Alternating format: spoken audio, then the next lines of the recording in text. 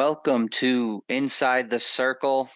As always, I'm Zach alongside Josh and Ben as we recap what just happened at HCS 12 and look forward to what we have coming up. And thank you, as always, to our sponsors, TGI Fridays and All Jersey Mechanical.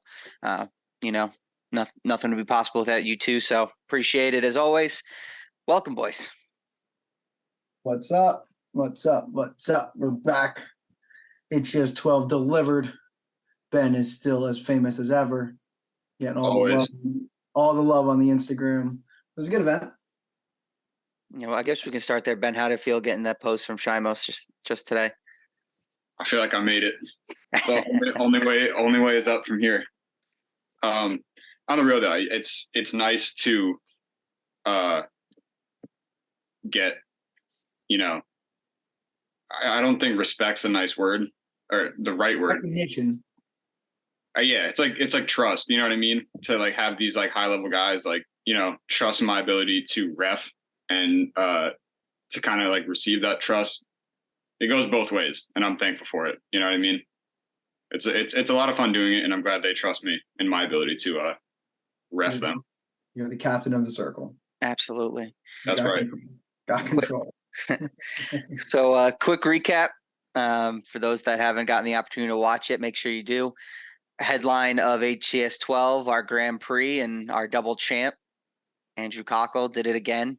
And I struggle to find words to describe what he's been doing inside the circle. It's been just amazingly impressive. And he capped it off with a sub in the finals against Zach Shimos, something that, personally I was looking forward to. I know that's something we've kind of been around for a while between those two. So it was nice to finally get to see that inside the circle, especially I didn't know they trained together. So that was a cool little wrinkle I got to learn about. But even, expecting something big, Cockle went out there and he smitted him just like he does anyone that you put up against him. Yeah, I mean, he's 10-0, 9 finishes, right? The one finish didn't come from last year. But on the same note, the guy who didn't finish last year was in the opening round of the Grand Prix. And Troy gave him his toughest time in the beginning. So you could see the weight was an issue for Cockle. He talked about that cut going in, and he made it as a personal goal for himself. So double champ is double champ. He made the weight and got to rehydrate. But you saw as he got rolling, the next round up, okay, I got it. And then finishes Zach in the final. So, I mean, listen, the guys, I'm looking for someone that wants him. And then all of, we'll talk about it later. People just commented they need an absolute division, and that's what we're going to do at the end of the year. We've talked about, I've told a lot of guys. So, yeah, he's going to go out of his weight class. Let's see if someone can do it. I mean, I don't know, but does he get a third belt? Time will tell. If he gets a third belt, we might have to put his name up on the wall or something, like Inside the Circle, brought to you by Andrew Cockle. Yeah, I mean, hey, the Rooster will be in the building August 18th, seminar right at Hammer Sports. If you're interested, go to our website. Everything's there. Just give him back. Give him back to the community. Nothing like coming in, kicking everyone's ass, and say, "But hey, if you pay me a little bit of money, I'll teach you how." I mean, Zach, we talked to him during the event as well. Definitely a nice rebound for him. He had 2 straight losses after starting undefeated himself in the circle. So and last time out in the Grand Prix was not a good showing for him. So he wanted to start rolling. In his first match, I mean, he went to overtime, but he looked good. But once I talked to him after that first match, he was like, "No, we got the first sweat out. That's all I need. First one's always my worst. I'm ready to go." And then the second match, he went out there and he looked a lot better. So I think he's got some confidence back too. So we'll be excited to see him getting the winning ways back inside the circle. Yeah, I mean, he answered back. He's now 7-3. This is the final we wanted. Not wanted, but that's what was seeded. They were just switched for the seeds last year. So it was good to see Zach getting a roll. Mm-hmm. He's been loyal to the circle and it's been successful. I mean, he's back on track. The Cobra's back. Losing to Cockle is nothing. And again, we'll see it again. We got the duels and an absolute Grand Prix this year. And needless to say, what other weight classes will these guys jump to? Like when we do a 175 Grand Prix, they're both probably going to be in there,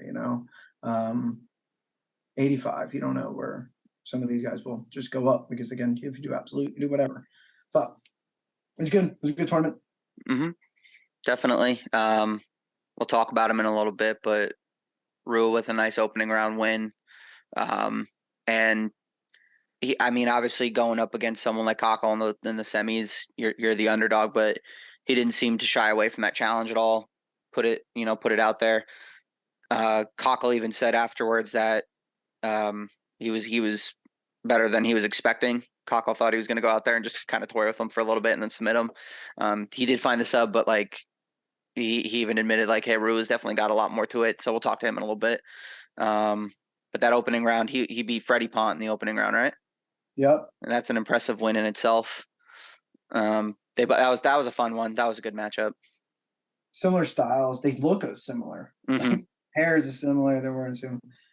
Rua didn't realize he's a wrestler. When I was telling him after, he was like, yeah, I think my wrestling background helped. I was like, that's where he comes from. He goes, really? And I was like, yeah, why do you think you guys couldn't take each other down? Like, what do you think was the issue there? Yeah, that was a good match. Yeah, I mean, we're gonna be talking.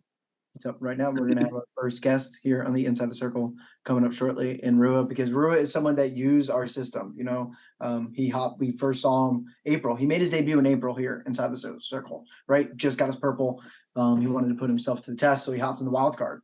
And in our tournaments, all the points carry over. So he put himself in a good seed.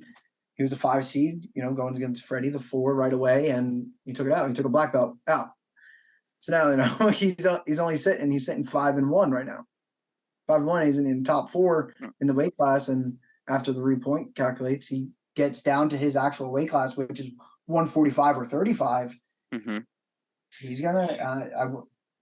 I give it a year. I mean, if I do a 145 Grand Prix next year, you're gonna have some similar faces, but that's a new pool. I mean, you finally get Ellis in there. Rua and Ellis and Rua match is an interesting style matchup. It could be trouble. Franco has made 45 before. Franco doesn't have a busted up rib going into the Grand Prix. Like, you could tell that bothered him too. Like they would tell there's moments where the winces would come out and he just didn't. So that'd be interesting to see him healthy back in. Nice that he gutted it out though. He wants a rematch with Zach. Fair. So, and we're thinking about it. We're trying to set that Yeah. up. Before Rua hops in, any other outside of the Grand Prix, other Grand Prix matches?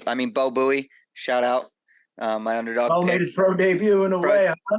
Pro debut. It was exciting. Taking out the 3. It was exciting. I'll give it to him. He definitely took it to him. So that was a exciting matchup. Franco hurt, but Bo definitely. He competed at his first purple belt event. Definitely competed. Yeah, Bo. I don't know how he didn't get submitted though. I still was confused how that buggy choke didn't finish him. Franco went for his buggy choke. Yeah, it would look so deep. That took out everything from him. He looks. I was right there. I was like as close as I could, and his, I was looking for like the key markers. Their breathing, their posture, and Bo didn't flinch once throughout the whole buggy choke. I don't know if it had to have been tight, but it just didn't seem like it was affecting him in there. Like his breathing didn't change, his posture remained strong. Like I asked him after, and Bo was like, "No, that was super tight." I was like, "So do you not know how you were breathing either?" He goes, "Not really. I posted on his head, but other than that, I don't really know how I survived that either." That's Bo. One, I didn't know Bo was as young as he is. He's younger than me. He is. He's only 31 years old. He's done a lot in his life. Every time I talk about him, So Bo just getting his purple belt in his early 30s. He's got a lot of competition ahead of him. I know he's dealing with some injuries, but I think a confident Bo. He's changing his time. He has open mat, but he's out there training with the Meow Brothers and all that. So, and with Grippo, and he has some high level guys around him.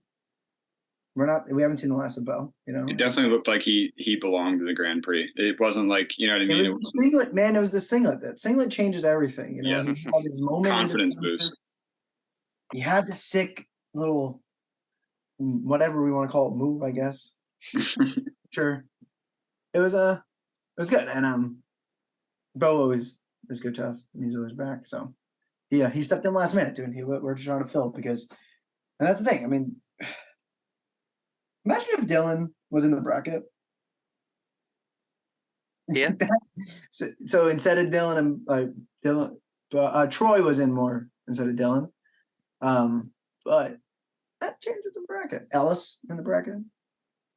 I honestly, after what Dylan had done the last time, I thought he was going to make some noise. I was excited to see him there. Him and Cockrell styles are very similar. I would be.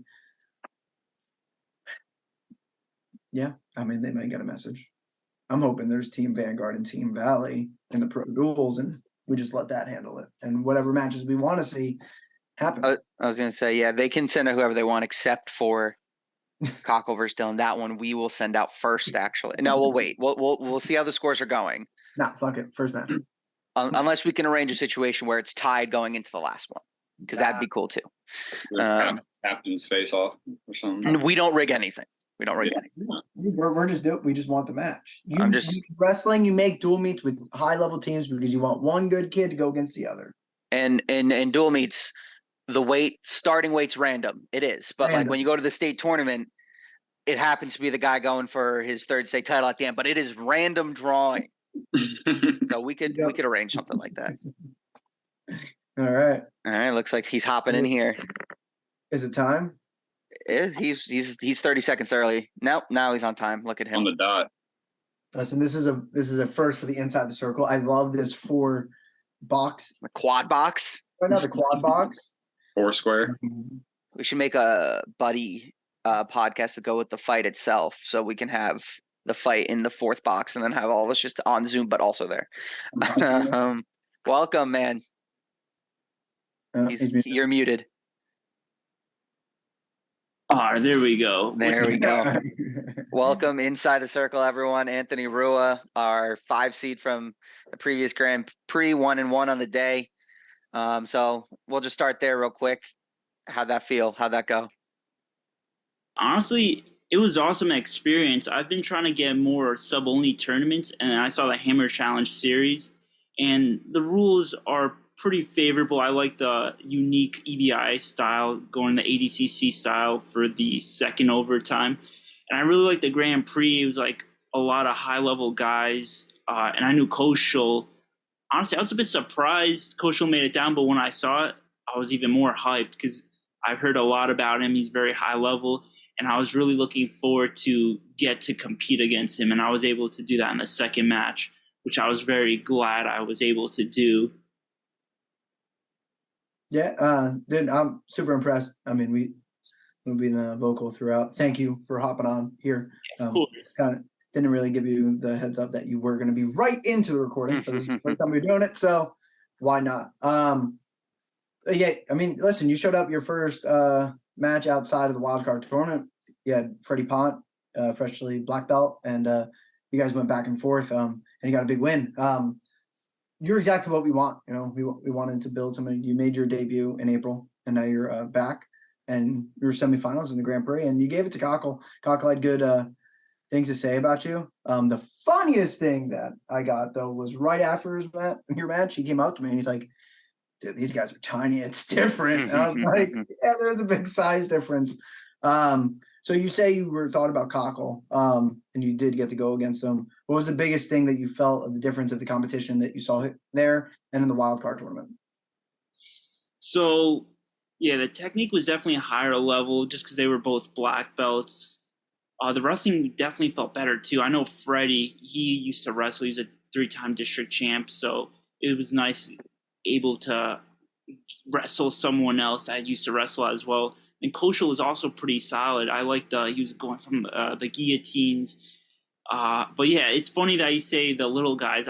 I like to think it's a good advantage for me just because, like, I like to go with a lot of big guys just because, like, when you're a little guy, you're typically the lightest person, but I feel like my defense has gotten a lot better. And just being more compact, I feel like my defense is a bit better from that. Yeah, I mean, you say you're a wrestler. I see those brackets on the wall. Oh, yeah. What do we got over there? Yeah, we had the Passaic County tournament from senior year of high school, and then this Messiah Open from college. All right. Where'd you wrestle in college? TCNJ. Nice. Okay. Nice. I went to the Messiah Open. I wrestled for Rick. Oh, nice. Yeah. When did you are you still in school or? So I graduated TCNJ in 2021. Right now I'm in Kane for physical therapy school, so it's a 3-year program. I'm currently in the 2nd year, so I still have like roughly 2 more years left. No, you wrestled all 4 years? Yeah. Nice. You know Dougie Hammond? Oh, Dougie Hammond. Yeah, he was a All-American. He took 8 at NCAAs. I think he was a transfer. I think. Yeah. We wrestled with him growing up. Oh, nice. He was on both of our high school. He was my senior, and Josh was his senior. Josh was his senior. Yeah, he's pretty good. I think he still kind of is like around with elite wrestling, kind of like. Yep. There. That's where we're from. That's where. Yeah, did you ever? From. I was gonna say, you ever train at Elite? Because Freddie's from Elite. Yeah, I saw his Instagram story. I did go there one time senior year, just because Elite was kind of nearby TCNJ. I went with my coach just to get like a practice in. Gotcha. It's pretty nice, and I think Freddie Edgar. Frankie. Yeah, Frankie's kids wrestling. His kid's 12, so he's getting into that peak wrestling all the time. And Freddie now has Frankie has extra time on his hands, and he does. He's giving back. He's at the rec. It's great. I coached a rec for a town near him, so always seeing him across the mat at like an 8-year-old tournament is also. All right. Yeah, imagine you're the kid. You step in the circle, and your dad's coaching you, and you look across, and you have a 2-time UFC champion coaching against you. Yeah, it's awesome that he's like going out coaching the little kids tournaments and giving out. It's very nice to see. Mm-hmm. Yeah, man. I'm Anthony. Branching off your wrestling career, you're wondering at like how you got your start in Brazilian Jiu-Jitsu, like when your training started and how long you've been getting after it. Yeah, of course. So honestly, I started wrestling in high school and then wrestled in college. As like I liked wrestling so much, I was like dedicated. And I remember thinking like 1 year before my senior year, it's like, damn, my wrestling career is gonna come to end. Like, I really like training. I really like competing. It's kind of sad that it's gonna have to come to an end. I always like wish that there's like kind of a continuation, but with like wrestling, you essentially have to be at like the higher level. Like after college, it's Olympic World Championship level. There isn't really an in between. But then I started seeing Brazilian Jiu-Jitsu, a lot of guys competing, doing it. One person specifically, Nicky Rod, he also wrestled at New Jersey and then wrestled D3. And I saw he was doing very well in Jiu-Jitsu with the help of his wrestling background. So I decided it's like, after I finish up wrestling in college, I'm going to start Jiu-Jitsu. So then after I graduated 2021, I was kind of looking around. And then one day I was door dashing, picking up for some place, and it was a strip mall. And then I looked at some of the other stores, and I said Brazilian Jiu-Jitsu. It's like, oh, perfect. And I was in my town, so it's like, oh, this is sick. I'm gonna email the guy. I emailed him that night. It's like, oh, can I try a class out? Came the next day, and then I signed up. So that's how it started. I started like August 2021, so like 5 months after, and then I just have been training there ever since. So you're only about 2 years into this. Yeah. Impressive stuff. And you beat a black belt 2 weeks ago. That's incredibly impressive. Thanks. The main thing is just kind of constantly competing at the higher level.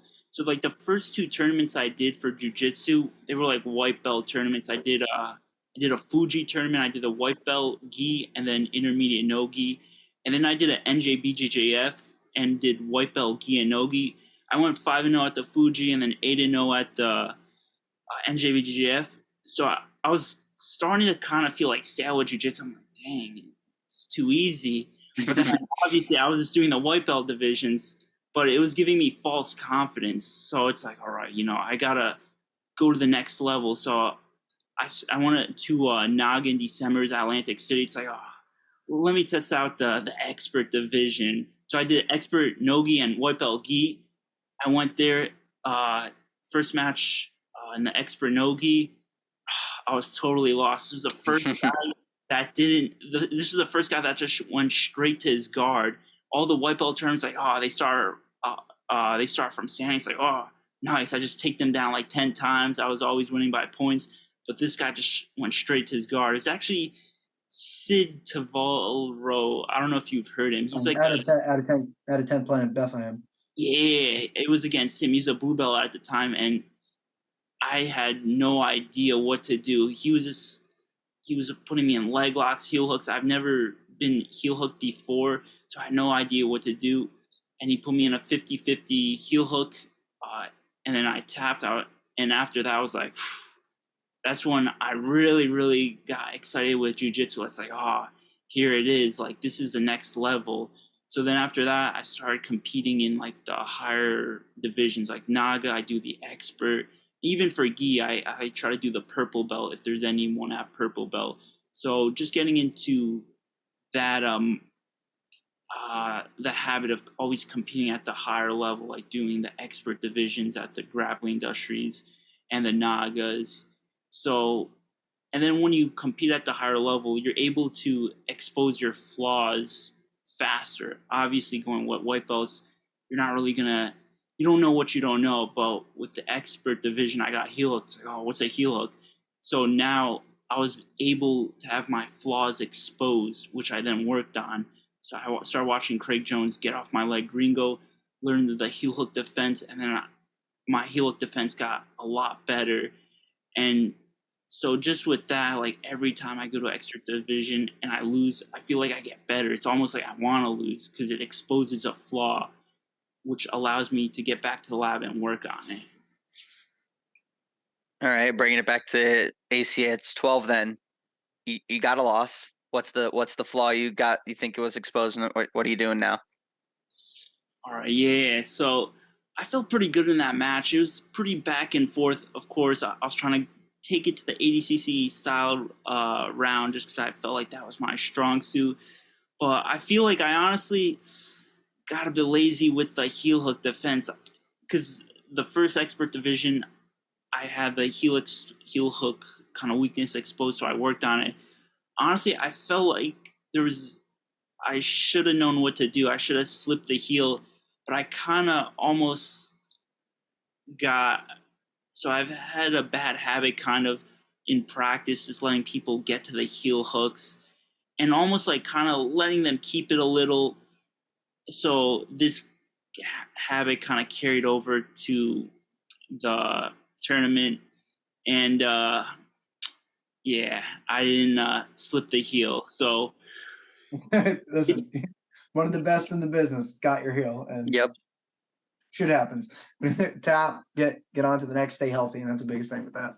So don't get into your head too much on that one. Yeah. For that, he's been a lot of good guys. Also with like the heel hook and various submissions, so I can't be too upset. Honestly, it was a great experience nonetheless. Yeah, I don't think we've seen anyone get away from a heel hook from him. So no, I mean when he competed at Fury Grappling and he went against Richie Lewis, it was in the contract that he wasn't allowed to go for a heel hook. Yeah, actually, so stupid. I remember seeing that. So I know he ended up losing on a referee's decision, but it was such an awful rule that he couldn't attack. Yeah, it was we'll compete, but your best move, we're not going to do it. It'd be like him saying, Richie, you're not allowed to use your takedown. You're not allowed to shoot a double. Just not allowed. Yeah, it's so bizarre. It's the UFC deal of any fighter. Fighting, they don't, because dude, all it takes that heel hook, done. He ain't walking for a while. And especially wrestlers kind of the ego thing. They don't want to tap, but a heel hook, it takes less than a second to snap your heel and then knee as well. So I tore my calf at the last time I competed for finishers, just in like a lockdown position because I kept on passing. I was like, I'm fine. And then as soon as we stopped, I go to stand. I'm like, Yeah. Went to the doctor, tore my soleus muscle. Found out that there was a soleus muscle. Wow. I tore something I didn't know existed. I was like a calf. Yeah, I tore that. Wow. But yeah, man. Well, thank you for joining us. Thank you for hopping in the Grand Prix. I'm super excited to see you at your own natural weight class at 145 pounds and maybe lighter. We'll get you on in before the end of the year, hopefully. Any other big goals you have in 2023 to get? Right now, so the next tournament I'm going to do is the IBGF New York Open. I've never competed at the IBGF tournaments, but this is a perfect opportunity just because it's so close. It's in New York. I'll just have to deal with annoying tolls going over there. But besides that, it's pretty close, like an hour. And I think they actually have free parking because I believe it's at Hofstra University. So it's going to be fun doing that. And then if I place, I'll do the open weight as well. So that'll be very fun. And then have a couple of other guys from up top doing it there. Marissa, who I know competed at Hammer Challenge Series before, she's also doing that for the brown belt no gi. Undefeated, Marissa Purcelli. I tried to get her someone for our next show, but nobody wanted to play. But female only, October 28th. She'll be back. Oh, nice. Yeah, she's a cheat code. She's broken. All right, brother. Well, yeah, appreciate it. Can't wait to see you back inside the circle. Good luck. At that tournament. We'll see you soon, though, I'm assuming. But yeah, thanks for joining. See you soon. No problem. It was an honor. Thank you. Yeah, man. Thanks, brother. Take it easy. Take it easy. All right, and that was Anthony Rua. I would totally just get high with Anthony Rua. He could have been high right there. Yeah, I can't believe you've been training since 2021. When he said 2 years, I was like, and you're a purple belt? That's ridiculous. You were able. No, I caught. He said and then when he does Naga, he does purple gi and then open. Like he even made it a ascent. He might be a blue belt, which he did the wild card tournament. So I mean, blue belt you come out first round and I think he might have just got his purple. Like 2 years is like the quickest you can get a purple, right? Isn't? Well, so the only requirement of a blue belt is being 16. I mean, I got my blue in 2 months. So, and you only have to be a blue for a year. Okay. So it is. So you can get what? He's IBJ. There's no time from white to blue? No. That's a judgment. Okay. Really. Maybe 6 months. Maybe. I don't know. I don't think so. All right. If there is anything, it's short. Very short. Yeah. Yeah. Nobody's gonna challenge. Like, listen, you're a collegiate wrestler. You're a blue belt. Yeah. Yeah. Once you learn a guillotine and a rear naked choke. Exactly. A sweep, a pass, and a submission. You're basically a blue. Yeah, just don't get taken down. And yeah. Winning the Messiah Open's pretty good too. It's not a bad tournament. And then I blew. Well, first I saw the brackets and I was like, oh. I was hoping they were like, yeah, I won a 6th grade tournament like, and I got it up and I'm down tumble or something like that. Yeah. And he was like, no, I won my county tournament and then I won this college tournament. I'm like, oh. He probably had about 40 guys in his bracket. Yeah, I was like, no, that's a real bracket. All right. It's still on computer paper, which I appreciated, but it's a real tournament. All right. HCS 13. Josh, why didn't you walk us through what to expect, and we'll talk about some of our favorite matches. So originally, I mean, we announced that HCS 13 should have been the 125 Grand Prix. Summer stuff. There's a couple of people hurt, and we started getting to a small tournament. And it's not that the small amount of girls that we had 4 ready to go, but everyone deserves the full Grand Prix field, right? You want to be, when you win that belt, when you win that $1,000, you want a big field. So we're going to move it to our female only card, October 28th. We have some awesome things planned. We're going to be doing some fundraising for local cancer researches and all that kind of stuff, and many other things. We're going to talk about that going forward. But HCS 13, I stacked them. We have 17 awesome super fights, black belts all the way down, some debuting and some returning. The main event is Alex Emmeth versus Nick Van Wattigan. I think I said that correctly. Nick's been in and out here all the time. So is Alex. So they've crossed paths. They both were in the building at HCS 11. But so it's gonna be an interesting match. I've been trying to get Alex on the card for ever since we started it. And it's tough. He's a local guy, local bigger guy. So we got some heavyweights. The wall will be tested. Good. I feel like the heavyweight battles at higher belts are rarer to put together, so that'll be a fun little change of pace. And Alex is tough. Alex has been on every stage. So and it looks like Nick has some funky style going on. If you saw the poster, the finger guns are out. So once finger guns are out, everything is fair game. So you got to be ready. On top of that, we have a Grand Prix aftermath match, we can call it like that. We have the battle of the phys ed teachers. They're really going in on it, so I'm going to go in with Troy and Nick going against each other. They both lost in the opening round to both finalists, so it's a little bit. I was in the back talking to both of them, and just I like meeting up with people during the show, whatever. And I looked at Nick. I was like, "Listen, I'm looking for you for somebody for August. I'll see whatever." And then Troy's like, "Oh, I want on August," and I was like, "You guys want to fight?"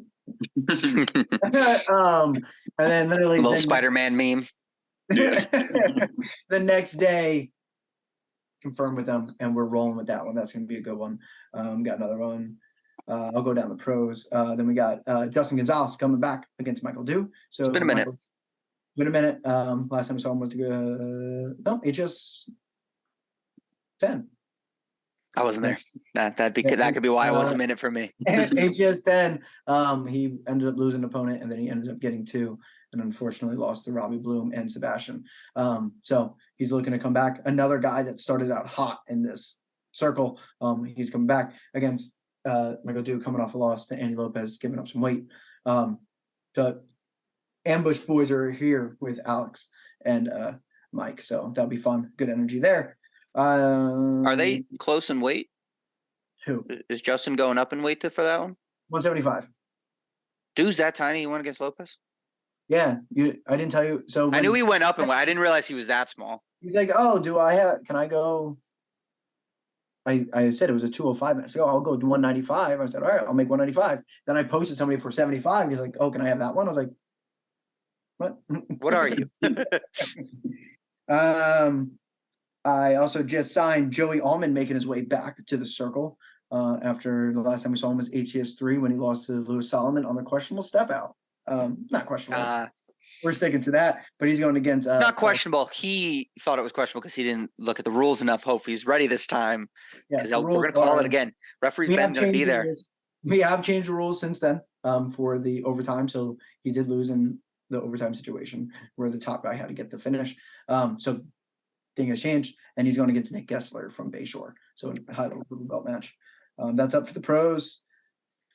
And then, there's a couple big, we'll say headlines for the amateur card, right? The entire Vanguard team is back. All individual matches. One of the biggest ones out of it, I would say, is Xavier Barrios and Bobby Roode. That should be a good one. We'll be posting the rankings, and you'll see Xavier and Bobby are neck and neck, and for heading into that amateur invitational. So it's going to shake it up. If Bobby gets a win, man, Bobby gets like a submission. He puts himself. He might be able. The problem is Tyler beat him, and Tyler just came off another win.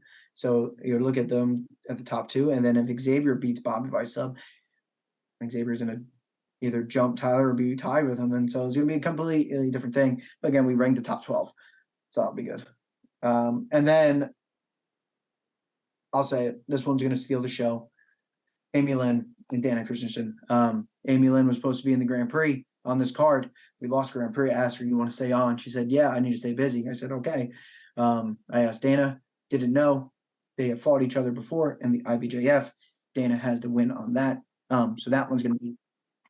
That should be a good one. Yeah, that one should be a good one. They both always bring it too. So different styles. That means what time's the event start? Doors open at 4. First match is at 4:30. So Dana will be there at like 10 a.m. getting her warm up started. We'll be there. Go. Asking me questions. Get her 14 workouts in. And it's crazy watching her warm up. She is full blown working out. Like not even like getting the first sweat out. She's getting like the first, second, third sweat out. So that way she's ready to go. It's crazy. You saw the difference in from HGS 10 and 11 though with her though. Like, I mean, she had the tough one with Lauren Galfy, and they had their back and forth matches already. She was a little more hesitant. Last time we saw her, she came out bad out of hell and got the finish. And now again, bringing it to it, she's going against Amy Lynn again. So do we see it how she played against Lauren? Is it like something like that? Or is it rule set go? But Amy Lynn is right now chilling with house money. She's in the Grand Prix. She still has an opportunity. She can take a win. She's a blue belt, so you're going to sit in the part where like these two are going against each other in 2 weeks. They also can go against each other at the Amateur Invitational in November. So a lot on the line, and that's what we like to see. Definitely. Yeah, I mean, definitely seems like a fun card. Excited for Vanguard to come back, quickly after that performance they put on. I mean, we ended with it, but I don't think any fight's gonna get me more excited than Amy Lynn and Dana, because they're both always just ready to go and bringing it too. So I mean, that'd be a fun one to call. I'm still trying. We did have a really fun amateur match, but unfortunately it's fallen apart. So I'm looking for someone for Billy Janzer right now. So he'll be back. He's getting ready for the Don't be afraid, people. Don't be afraid. He doesn't train. He's just big. We'll see. I mean, it's out there. We're going to come back onto it, but I did a Hammer Time podcast with Billy, and that'll be out shortly. And you can see the kid's determined. He's going to be great. He wants to be MMA world champion. He's over at Marquez MMA. Dude's a beast. But we have an agreement, right, Billy? You're watching us. Remember, you said not doing MMA until after the Invitational, and we'll go from there. That's it. It's gonna be a fun card. Short, sweet. Get you ready for into the exciting fall that we have going on. Yeah. Summer. And we got that. We got the first gi event is the next event right after 13. Yep, so August 12th is HGS 13. The following week, the double champ Cockle will be hosting a seminar at us. All info is on our website, so check that out. And then we'll be back September 30th for Ironman 3, gi and no gi divisions. So a lot of people have been begging me for gi matches, and the only reason why we have thought about gi matches is because the captain wants gi matches. Mm-hmm. Okay? The only reason, and I'm not a gi player. Then we rolled gi. I got a cross collar choke, and I made Ben eat the wall. So the possibilities are endless. Endless. You guys might not be able to tell from the show, but you don't tell Ben no. You know, That's the one thing you don't do. The captain gets what he wants. I'll choke him, but he tells me what to do. Yeah. So gi and no gi divisions, all points carry over into your rankings. But if we want to see gi matches, I need to see some gi matches that we can. And the only way we can do that is sign up for the tournament, man. You get guaranteed 2 matches. If you're coming with the squad, hit me up. There's discount codes available for teams. And also, we're going to have this stream to you live with AVP. So that means you still can get streaming, right? Commission and ticket sales. Okay. So the way we're breaking it up, every time you register, you're going to get an email. We're going to send you a number. That's going to be your code. You can push it back. So yes, you are going to pay to register. Make it back. You can make your money back. You can gain your points, and you can put yourself in a spot for that amateur invitational title, which is right after. So it was right after. Stay busy, and that's what we want. And that's where it is. Again, Anthony Rua is the perfect example of taking advantage of the opportunities that the tournament gives you. So is Bobby Reardon. Bobby Reardon has been in it, and he's sitting in a good spot for the spells as you go. And there's endless of people that have gone through. Losing isn't a penalty in the circle. You don't get negative points for a loss. You only gain points for every time you compete, get you the opportunity to come compete again for when there's cash prizes on the line or belts or titles or whatever. So put yourself in that position. Don't be afraid to take a loss, because as you heard from Anthony, that's how you get better. And the biggest thing with our ranking points, losses do not go against you. It does. No negatives. Tiebreaker for the records if you're going head to head. But you get your points for your wins, and that's where you want to be. So break it down. In the no-gi divisions, they're novices. So if you've never competed before and have only been training 6 months, that is your safe place. Hop in there. Then we have an advanced white and blue for the no-gi. In those, if you win your division, that you're guaranteed a match on the remaining of the calendar year if you get one on a super fight card.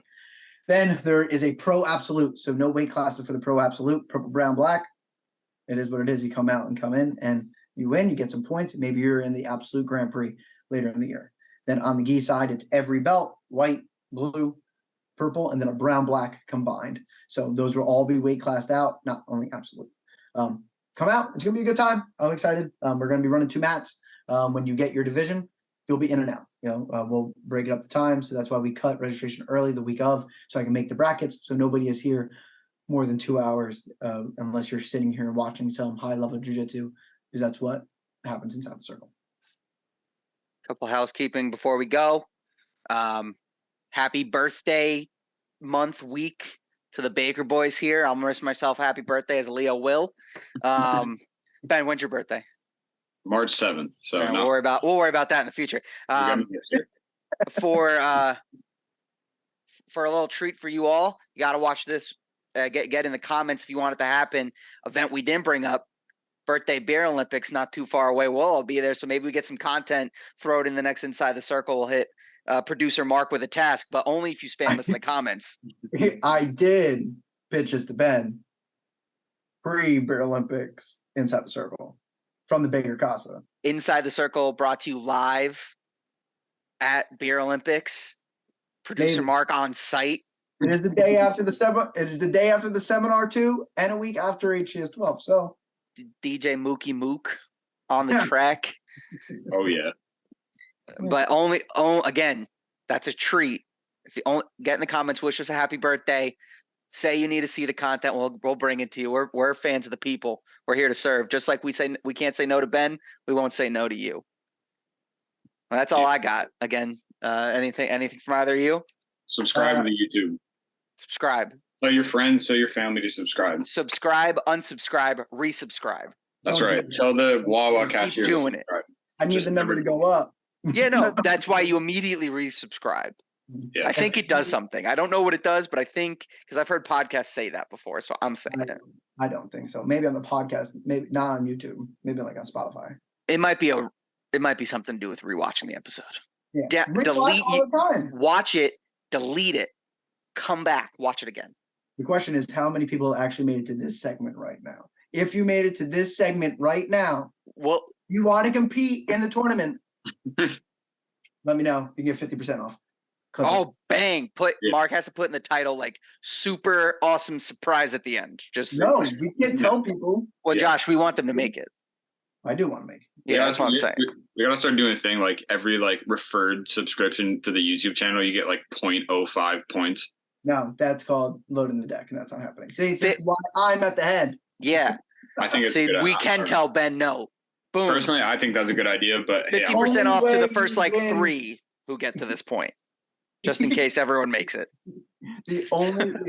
I'm only giving 50% up to the first 5 people to tell me. There we go. Boom. 5 people. First 5 people. Watch the podcast. Watch it all the way through. You have to show me that you're subscribed to the channel. Take a selfie of you with us in the background watching the pod. Be like, I made it. I made it. All and right. then wait, all 3 of us smile for the selfie. All right, if that's not the picture, then you fucked up. All right. Yes. That was crazy. We all synced up on the thumbs up. That was no plan either. We just did it. That was wild. That's the picture we need. Yeah. All right. Well, as always, thank you to our sponsors. Fridays, All Jersey Mechanical, AVP for the streaming.